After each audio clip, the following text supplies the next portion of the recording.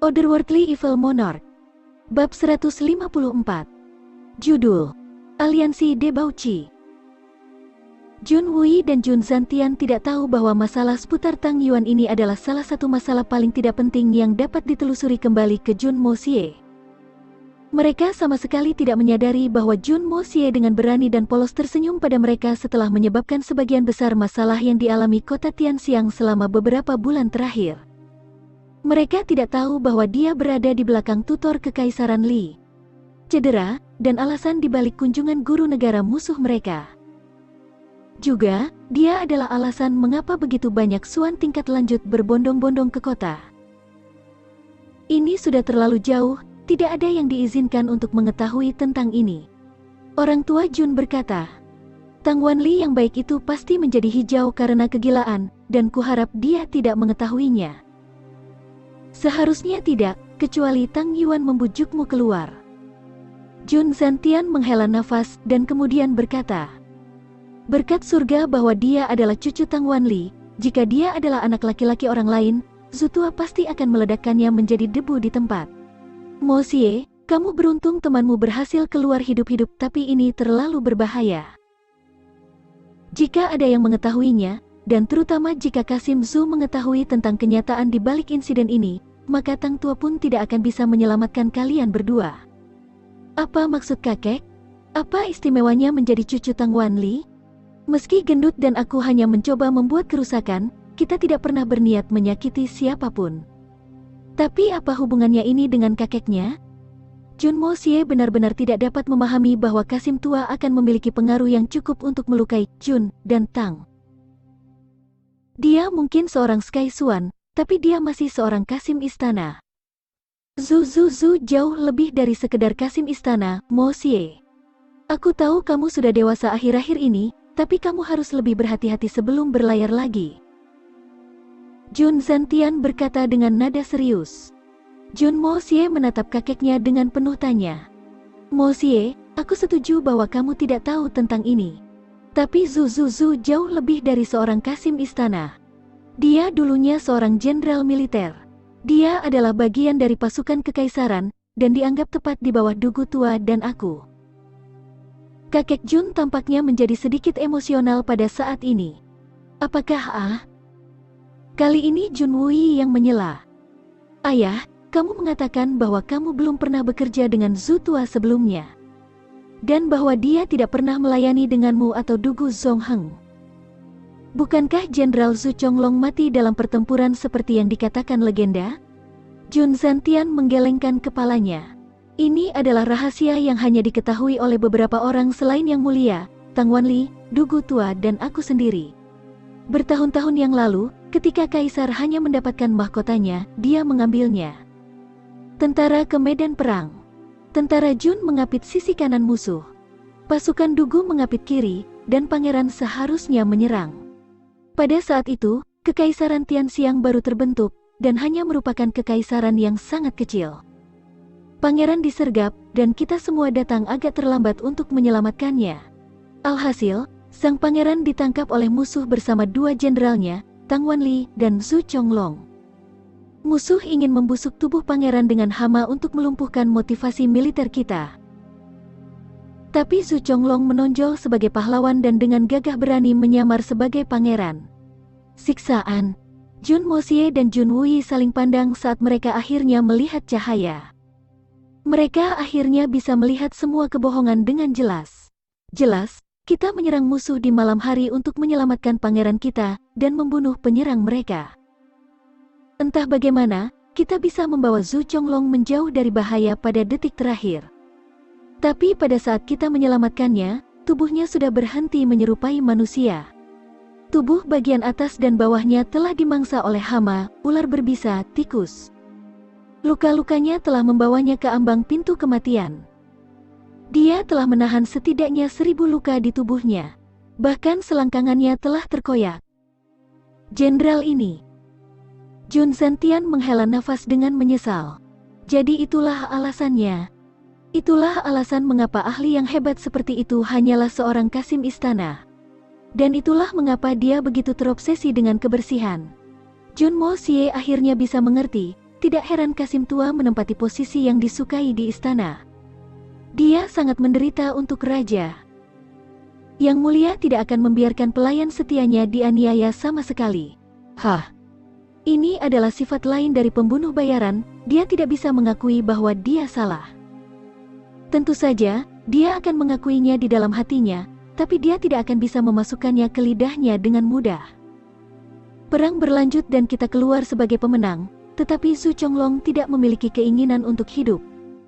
Dia begitu terguncang sehingga dia bahkan tidak bisa berbicara tentang traumanya. Dia kehilangan semua keberanian untuk hidup, dan bahkan menolak semua perawatan medis.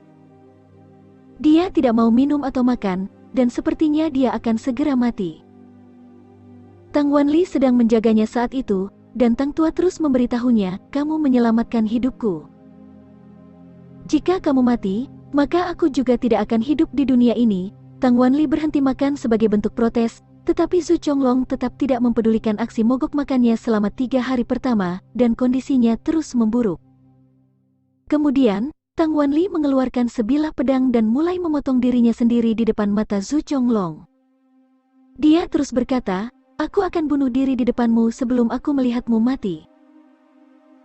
Jun Moxie dan Jun Wui saling memandang dengan muram di hati mereka. Suasana tragis di masa lalu itu membuat hati mereka murung, namun mereka masih sangat terpesona dengan kekuatan persaudaraan generasi sebelumnya. Segera, Tang Wanli telah memotong hampir 30 potong daging dari tubuhnya. Lalu, tiba-tiba Zhu Chonglong menangis dan mulai memakan makanannya. Tapi Tang Wanli jatuh. Kondisi lukanya jauh lebih buruk daripada jenderal. Jun Zantian melanjutkan. Di akhir perang, pangeran naik tahta sebagai kaisar baru. Tang Wanli diberi status bangsawan, dan Zhu Chonglong mengajukan diri menjadi Kasim istana. Dia mengubah namanya menjadi Zhu Suzhu dan mengabdikan hidupnya untuk melindungi kaisar secara rahasia. Jenderal Zhu, yang tewas dalam pertempuran melindungi pangeran, masih hidup dalam diri pria bernama Zhu Suzhu. Tidak ada yang bisa mengetahui bahwa Zhu Suzhu dan Jenderal Zhu Chonglong adalah orang yang sama sejak dia mengubah penampilannya. Seluruh ruangan telah menjadi sunyi pada saat rahasia ini terungkap sepenuhnya. Kisah menakjubkan tentang persahabatan dan persaudaraan mereka yang tak tergoyahkan tampaknya telah menguasai hati Jun Zantian. Tidak heran kakek berkata bahwa anak laki-laki lain manapun akan terbunuh di tempat. Saat Jun Zantian selesai, seorang pelayan datang untuk memberitahu. Resimen dari keluarga Tang telah tiba di pintu meminta tuan besar. Mereka membawa Tang Yuan yang terluka dan setengah mati bersama mereka. Kakek Jun mulai panik.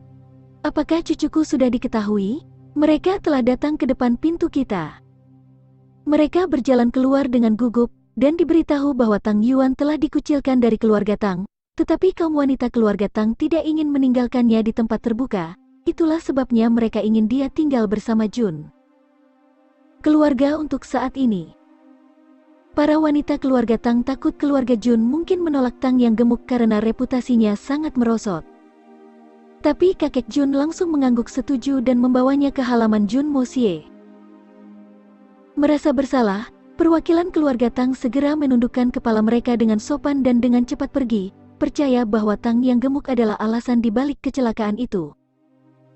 Tuan muda ketiga, ini semua karena kamu. Kamu hampir membuatku terbunuh. Tang Yuan berkata sambil berbaring di tempat tidur dengan perutnya, setelah mereka berdua ditinggalkan sendirian. Telapak tangan Zhu Zhu telah merusak pantatnya sedemikian rupa sehingga gendut tidak memiliki pilihan selain tidur tengkurap untuk waktu yang lama. Kamu tidak pernah bilang kalau pil itu akan memberiku gas. Tang Yuan menggertakkan giginya dengan kasar. Kamu mengirimku ke istana setelah memberiku obat pencahar. Aku menyadari ada sesuatu yang salah, dan meski aku mencoba menahan diri, tapi begitu Kasim tua meletakkan tongkat itu di pantatku, aku tak bisa menahan diri lebih lama lagi dan berakhir. Hentikan. Sepertinya Jun Moxie akan muntah darah. Aku hanya memberimu obat pencahar ringan, jadi bagaimana ini bisa terjadi? Aku melakukan apa yang kamu katakan. Aku makan sampai perut kenyang sebelum pergi ke istana, dan kemudian makan pil itu sebelum melihat Kasim tua, tapi kemudian ini terjadi. Tang Yuan menegangkan suaranya saat dia dengan air mata mengutuk dan menuduh Jun Moxie. Apa? Jun Moxie akhirnya mengerti apa yang salah. Kamu makan di pagi hari? Bukankah aku sudah secara khusus memberitahumu untuk tidak makan apapun dalam keadaan apapun? Dan kamu masih makan perut kenyang.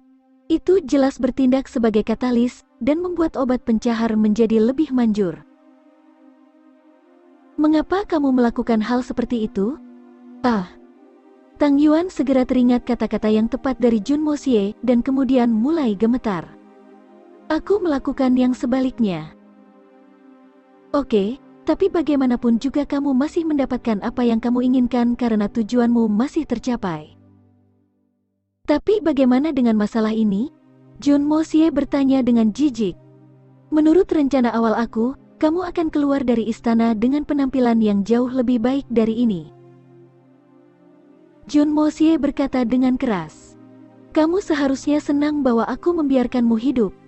Tentu, tapi kamu tidak membuatku takut sekarang. Kasim tua itu ternyata adalah ahli Sky Swan. Cahaya biru melintas dari tangannya ketika dia mengangkat pedangnya untuk memotong pakaianku, dan dia benar-benar berhasil menelanjangi aku bahkan tanpa menggaruk daging. Aku jelas menyerah saat itu, dan inilah yang terjadi sebagai hasilnya. Aku bergantung pada belas kasihannya, dan aku rasa satu-satunya alasan aku masih hidup adalah karena dia berteman dengan kakekku. Gendut Tang sebenarnya tampak sedikit bangga. Untungnya, pada saat kakek mengusir aku dari rumah, aku sudah siap untuk itu. Aku telah menabung untuk sementara waktu sekarang, dan aku tahu jumlahnya tidak banyak, tetapi cukup untuk bertahan untuk sementara waktu. Kemudian, dia tiba-tiba menjadi gugup dan berkata, Tuan muda ketiga, kamu harus berjudi lagi. Tetapi berhati-hatilah. Aku tidak bisa kehilangan uang ini. Ini bukan uang keluargaku, ini milikku. Jun Moxie tercengang. Dia bahkan tidak berubah sedikit pun setelah diusir dari keluarganya. Gendut Tang mengedipkan mata. Tuan muda ketiga, sebelum kamu mengatakan sesuatu, biarkan aku memberitahumu ini. Kamu tidak tahu ini, tapi saudaraku telah dikeluarkan dari keluarga 3 kali sekarang. Jadi meskipun itu mengejutkan bagi orang luar, kamu tahu kenapa aku tidak khawatir? Jun Moxie benar-benar linglung pada saat ini. Pada akhirnya, dia tidak bisa menahan lehernya dalam posisi tegak, dan akhirnya mendaratkannya di meja kopi di depan. 2 kali.